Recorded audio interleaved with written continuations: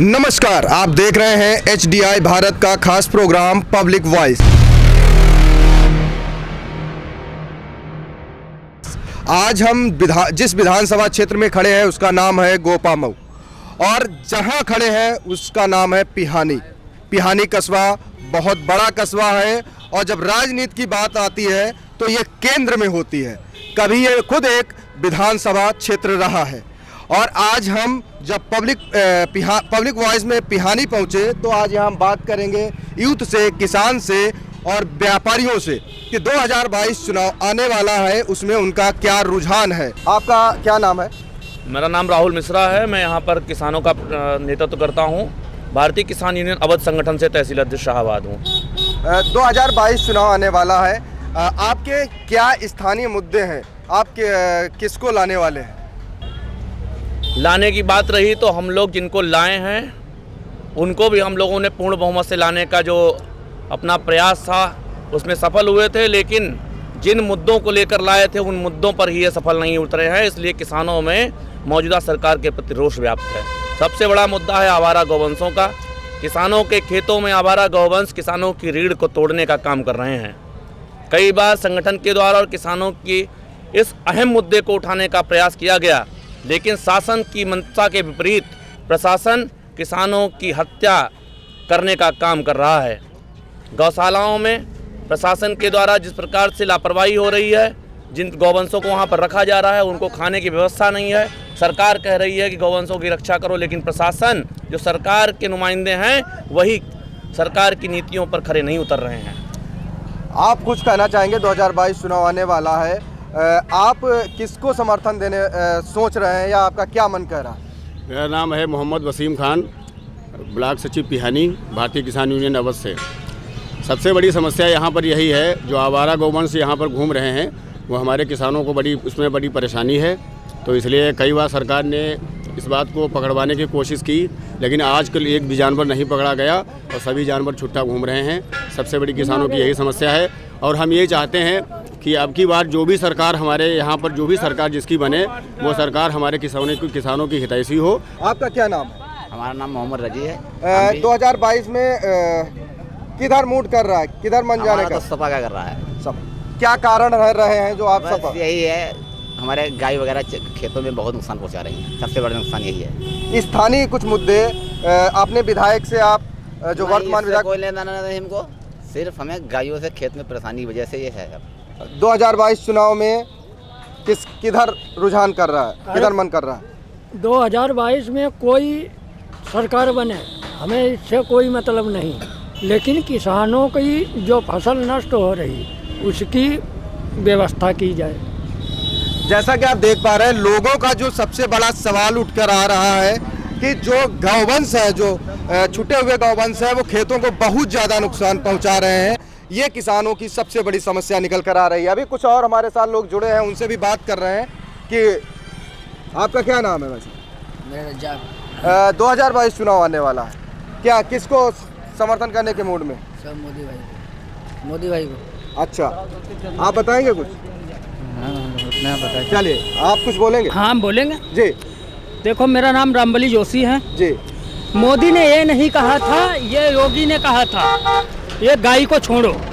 गाय को छोड़ा किसानों ने, क्यों? इसके लिए बोला था गाँव का कटन ना हो। अब उन्होंने बोल दिया, अब उन्होंने क्या कर दिया? छोड़ दिया। जाओ, दूध खा लिया, उसके बाद छोड़ दिया। हम तो ये चाहते हैं मोदी से अच्छी कोई सरकार ही नहीं है यूपी में।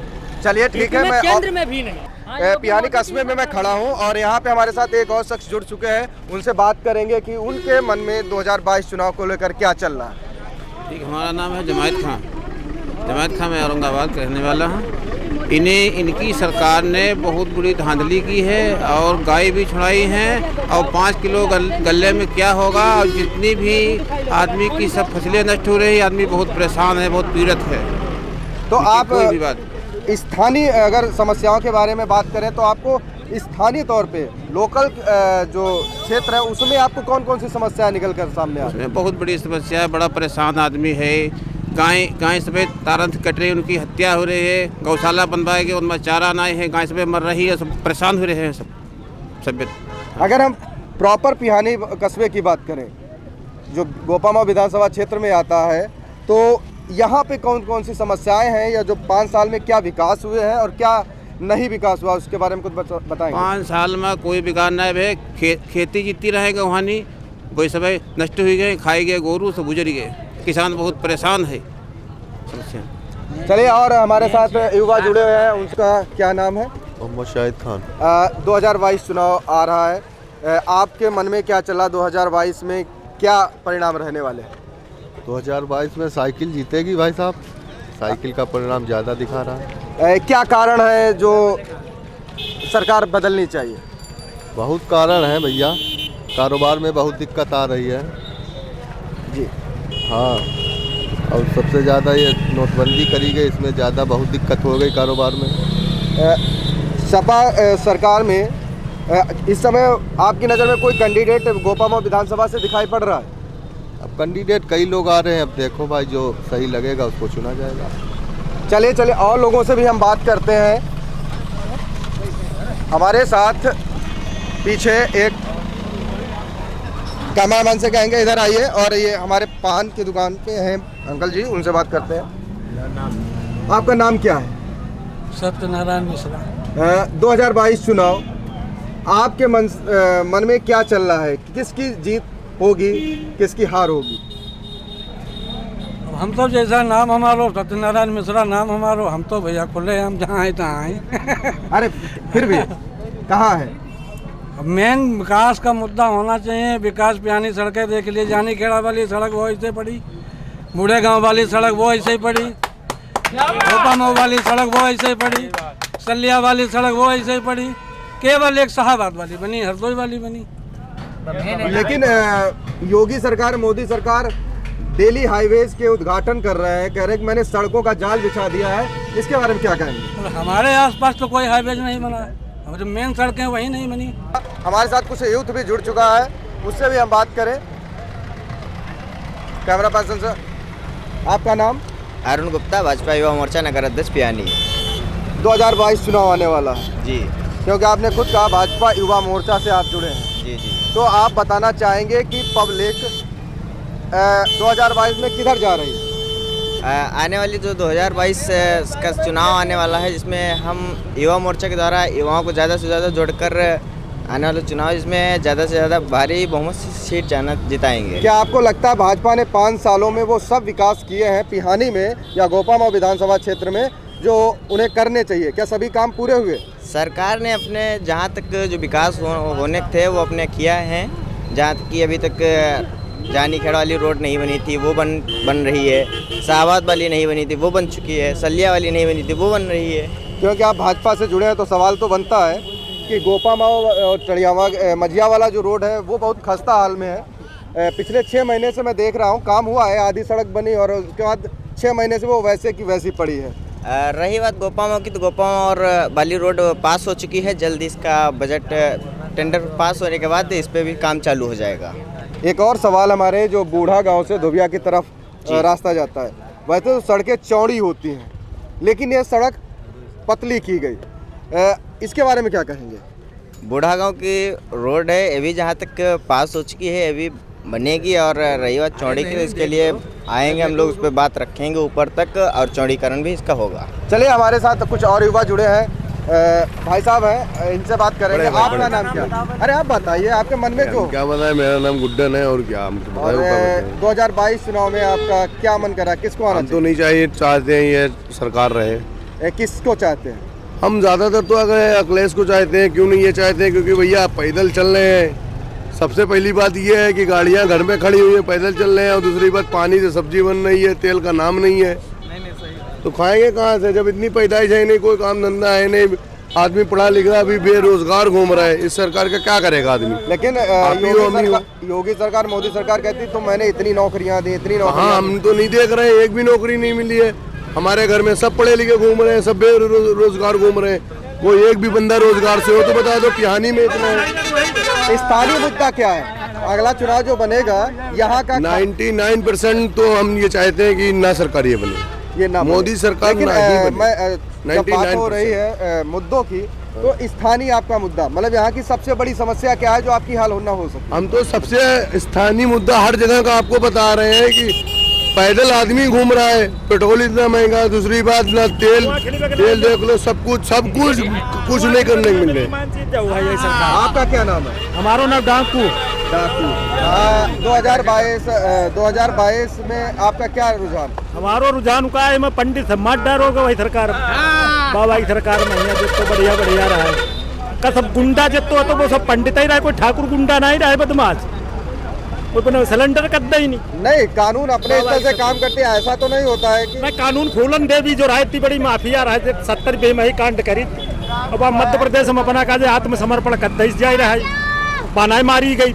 सबका अपना काम करने का तरीका है। व्यक्ति अपना आत्मसमर्पण करता जैसे अगर किसी ने अपराध किया, अगर उसको कोई सजा मिली है तो वो कानून के हिसाब से ही मिली है। कानून कोर्ट में जातो, कोर्ट का सजा देती, फांसी देती, जय कौन का रास्ता में वो आत्मसमर्पण करी तो रास्ता में पकड़ा के तुमको काउंटर कराई दो। भला आपको योगी ब्राह्मणों को टारगेट किया गया आपके हिसाब से? चलिए हमारे साथ एक और भाई साहब जुड़े हैं, इनसे बात करते हैं। 2022 चुनाव आने वाला है, आपका स्थानीय मुद्दा क्या है? 2022 चुनाव आने वाला है और सरकार चाहे बीजेपी की रही हो, चाहे सरकार चाहे सपा की रही हो, सरकार चाहे बीएसपी की रही हो, सारी सरकारों ने जो काम नहीं किया वो हमारी भारतीय जनता पार्टी की सरकार ने किया है। लेकिन कुछ त्रुटियां हैं, अगर इन त्रुटियों के ऊपर ध्यान दिया जाए और इनके ऊपर ध्यान देते हैं, इनका संशोधन कर लिया जाए तो हमारी बीजेपी की सरकार को इस बार भी बनने से कोई भी नहीं रोक सकता। वो त्रुटियां क्या है बताना? वो त्रुटियां ये है, जैसे जो है माननीय योगी जी ने गोधन के ऊपर जो है थोड़ा अंकुश किया, आवारा पशुओं के ऊपर अंकुश किया, इसके लिए गौशालाएं खोली, लेकिन वो तो जो है सब कर रहे हैं, वो तो सब दे रहे हैं, लेकिन ये जो बिचौलिए खा रहे हैं थोड़ा इनको जो है करेक्ट करने की जरूरत है। अगर थोड़ा सा करेक्ट कर दिया जाए तो पशुधन आज भी सुरक्षित और तब भी सुरक्षित था। एक सवाल और उठता, क्या ये किसान जो आंदोलन हुआ, किसान मुद्दा कहीं इस सरकार के गले की आंच तो नहीं बन गया? किसान मुद्दा जो इन्होंने हमारी भारत सरकार ने जो कदम उठाए, कुछ किसानों को रास नहीं आए और इसमें विपक्ष का भी जो है भरपूर जो है सहयोग रहा उनको। लेकिन भावी विधायक के प्रत्याशी सर्वेश जनसेवा जी हमारे साथ जुड़ चुके हैं यहीं पे, तो आज इनसे भी बात करते हैं कि 2022 चुनाव में क्या मूड है पब्लिक का, क्योंकि वो पब्लिक से जुड़ते हैं। तो चलिए 2022 में फिर पुनः योगी सरकार 350 प्लस पार, क्योंकि आपने देखा केवल हम भी अपने मुंह से कह रहे हैं, एक समस्या हमारे ग्रामीण क्षेत्रों को है, गाय के अतिरिक्त कोई दूसरी समस्या कोई बता दे। पहले 5 साल में 4 महीने राशन नहीं मिलता था, अब महीने में 3 बार राशन मिलता है, 2 बार घर वालों को, 1 बार परिवार वालों को। पहले हमारे 50 साल से झुग्गी झोपड़ी में लोग रहते थे, अब सबके पास यही मुसलमानों को कम से कम 2,500 से 3,000 कॉलोनियाँ हमने खुद दिलवाई है, मैं तो दावे के साथ कोई हो चैलेंज करके साथ कह रहा है, अभी मैं कह रहा हूँ 2,500 से 3,000 कॉलोनी हमने दिलवाई है पिहानी में। सबके साथ सबके एक जैसा हो रहा है, व्यवहार हो रहा है, शिक्षा पर ध्यान दिया जा रहा है, हर के प्राइमरी कॉलेज में टाइल लग रहे हैं, कंप्यूटर लग रहे हैं, बाउंड्री हो गई, पहले तो कंडे पाते जाते थे स्कूल में। जब बात शिक्षा की ही हो रही है तो अभी टीटी जी की परीक्षा होने वाली थी जी, और उसमें पेपर लीक हो जाता है, कहा जाता है 1 महीने के अंदर पेपर हो जाएगा, ऑन द स्टेज बोला जाता है, मीडिया के सामने बोला जाता है, आज 2 महीने होने जा रहे हैं, लेकिन पेपर नहीं हुआ। देखिए बात सही कह रहे हैं कि देखिए कुछ कमियां रह जाती हैं, लेकिन एक बात है, ये परीक्षाएं छोटी मोटी चीज़ नहीं है, पूरे 25 करोड़ की जनसंख्या में परीक्षा कराना छोटा मोटा काम नहीं है, सिस्टम से होती है। नहीं है, या एक अध्यापक हैं और विधानसभा का चुनाव लड़ रहे हैं, या यहाँ से प्रत्याशी हैं, उत्तर प्रदेश सरकार शिक्षा पर जोर दे रही है और यहाँ के प्रत्याशी कह रहे हैं कि परीक्षा एक छोटी मोटी चीज हो रही है। जब यहाँ का नेता और भाजपा का प्रत्याशी कहेगा शिक्षा छोटी मोटी चीज है तो वो शिक्षा किस हद तक दिलवा पाएगा? सुनने में गलत किया, बड़ी बात मैंने कहा कि परीक्षा एक छोटी मोटी चीज नहीं है, मोटी चीज होती है। इस समय देखिए ऐसा हमने क्या कहा, बीजेपी की सीट हार जाएगी यहाँ की, राजेश्वरी नहीं। देखिए यहाँ पे सब बीजेपी के माफिक हैं, ये सब जो यहाँ पे पूरा ग्रुप है ये बीजेपी का है। इसलिए जो है